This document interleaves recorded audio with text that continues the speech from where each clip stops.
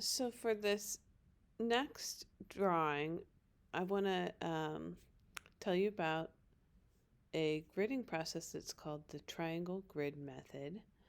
And it's going to help you be able to proportionally draw your portrait from the photograph that you chose.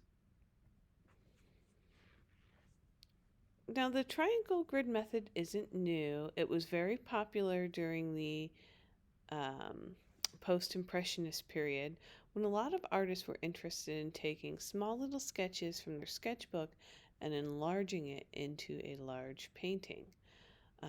The unique thing about this method is it's precise and loose at the same time. You don't have to do a lot of measuring like you do in a normal square grid method. Um, and it also allows you to focus in on details in just certain areas of your composition. So you don't have to have a very small little grid to get to the little details of your piece. The whole premise of this gridding method is that we continue to divide and divide your image using triangles. And as long as you're doing the same thing on your photograph that you are doing on your larger enlarged paper, it will all work out.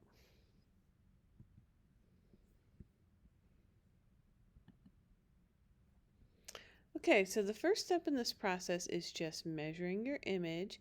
Now, you should print off your image in black and white. My image is 9 by 8. Depending on how you print it, you could have it in different sizes. The easiest way to do this, to decide what your larger image is going to be, is just doubling it. Now you can make your image as large as your 18 by 24 paper. You don't need to make it that big. You can make it as small as 15 inches on your longest side. It's up to you to decide. I'm going to work off the idea that mine is 9 by 8 and I'm doubling it. So you're going to double both the top and the bottom. So the top is going to be 18 on the long side. The bottom is going to be 16. Why I wrote 9 right there should say 16. If you wanted to make it a different size, for example, 15 inches, you can set up a proportion, cross multiply, and solve for x. If you're interested in doing that and don't know how, feel free to email me. I can help you figure out what your larger proportion drawing should be.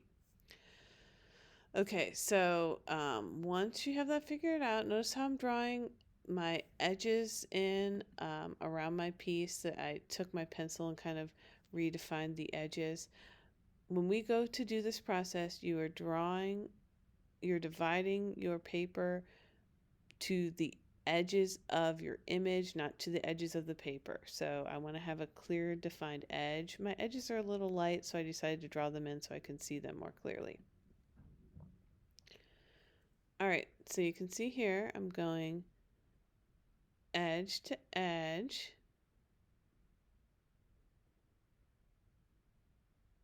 All right, corner to corner there. So making a big X in the center. And then I'm going to go middle to middle. So you can measure to the middle, or you can just eyeball it. Like I said, this process is about eyeballing it, so you can just kind of make sure that they're in the middle. And then I'm going to draw a triangle connecting those middle lines. So I go middle to middle to middle, connecting all those middle lines. Then once I have those, I'm going to connect the middles of the X's to the middles of the X's vertically and horizontally. So I'm going to connect those middles horizontally as well. Now once I have this mapped out, I may decide I need some more detail in certain spots. So maybe I look at the hands or the feet and I can divide those another time. And I can divide just within those squares themselves. And I can continue to divide as many times as I want. So maybe I decide once I divide that hand that I actually want to divide the hand even more. It's up to you. That's kind of the neat part about the triangle grid is you can just keep dividing in certain parts. So you also want to prepare your paper. We're going to be doing this on the Strathmore paper. You want to tape it down on all four sides. For an even border, what you can do is take your total image size. So for example, my longer side is going to be 18 inches. I'm going to subtract 18 from 24 because 24 is the longer side of my paper. That gives me 6. I then divide 6 by 2, and that gives me the border length on my long side, so 3 inches. Coming down 3 inches on both sides, and then I'm going to come down my 18. I'm not measuring from the border up because the actual image size is more important. If I'm off on my border size, it doesn't matter. You can trim it, crop it, change it. The most important size that you have is that 18 by 16 because we want our image to be proportional. So like I said, notice I measured twice, connect the dots. That's a way to make sure that your edges stay nice and even. Once I get the border edge mapped out, I'm actually going to use tape on either side to help create another border, right? Make sure when you're mapping out your grid that you draw lightly because you're going to have to erase it. Use an HB pencil. The HB pencil is the best pencil to use in this scenario because the B pencils tend to draw kind of dark.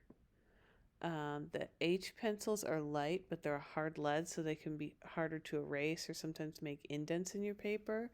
The HB is nice and in the middle, so you can draw lightly and erase it. So once I have my image size on my paper, notice that I'm also adding tape around where the image size is.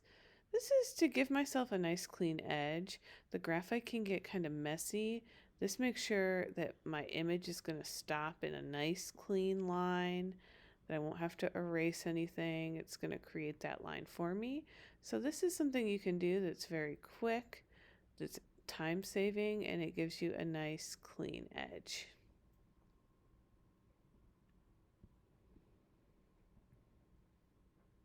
Then the last step is just mapping out the grid on your Strathmore paper. So once again, you want to draw very lightly with your HB pencil because remember, you're going to have to erase this. You want to be able to fully erase it out. So I'm going to go again, corner to corner.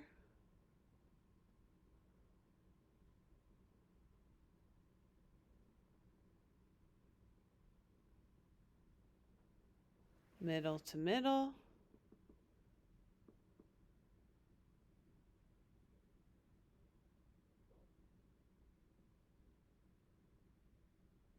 Then I'm going to connect those middle lines.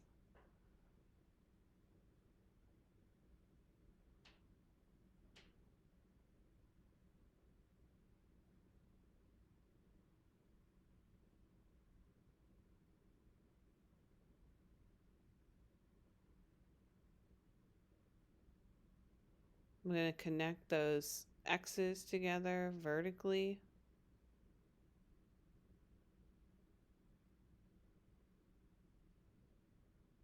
And horizontally. And remember, as long as you're making the same grid on both, it's going to work out.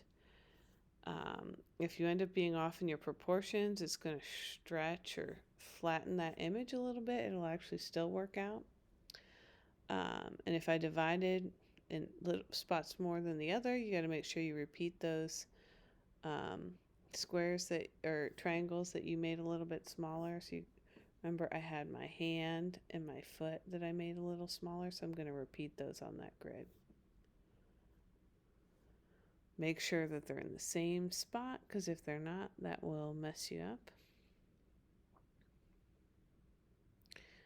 And once I have this all drawn in, make sure you upload an image of this and we'll move on to the underdrawing part.